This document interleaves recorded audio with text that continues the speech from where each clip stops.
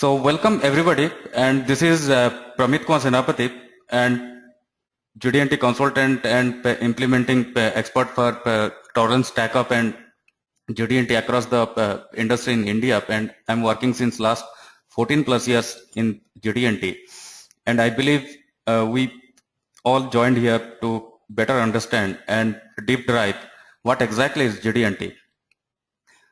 So typically, if you see the word GD&T here, most of the people, they think that we are going to implement this and we are going to use in a different way. If you ask 5 people, they will give 5 answers. So we cannot expect 5 answers for a single question. So we need to have mathematically a single encoding scenario and decoding scenario.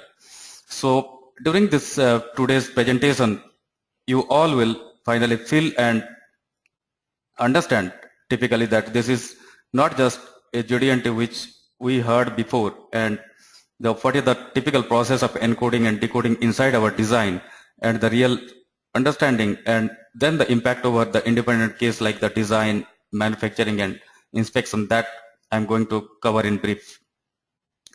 If you see the particular term GD&T, and across the industry also, most of the people, they used that in different ways, and we used to have a confusion across the design team, across the manufacturing team, and across the inspection team, and different people, they use different method for doing this. So how to move out of this, the dilemma, and you can say I can really work with the proper code of standards, and that within a minute I'll be discussing. Okay, so let me move to my agenda here.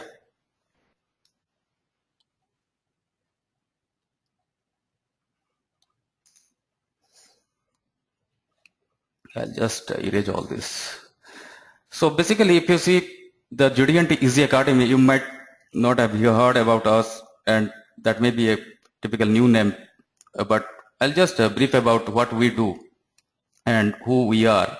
So that will be pretty easy for you to interpret what about this GD&T Academy. So this is basically the home of GD&T, or you can say we talk about the Tolerance StackUp also, Tolerance StackUp. So I believe I have to go for a pen.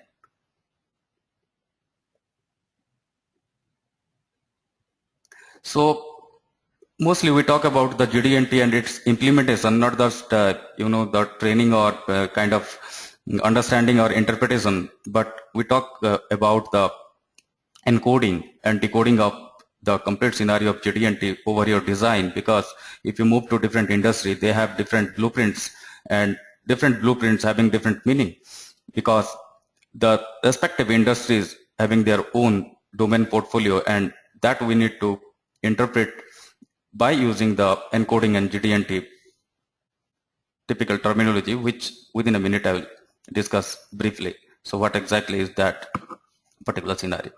So I'll just go to the normal mode.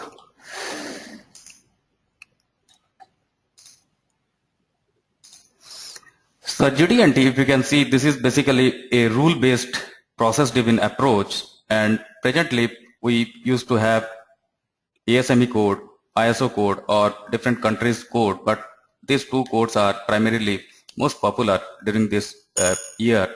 Since 1960, we are using GD&T like the MIL standard and all we used to use for the US defense, but after that they standardized, and the ASME was before NC, and the presently it is the ASME Y 14.5 2009, and also for Universal Single Code ISO 1101, that also we used to use.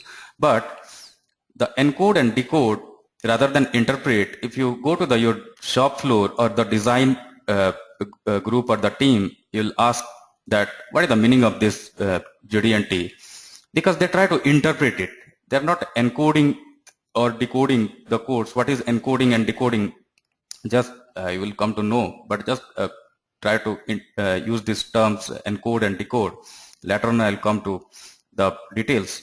So if you ask that what is this C stand here, what is the 60 plus minus this, what is the datum, what is the M modifier, so different people will interpret in different way. So because of that I'm using this interpret. But a mathematic approach, or you can say a typical way of expressing the drawing across your manufacturing, inspection team and design team cannot be in a different way.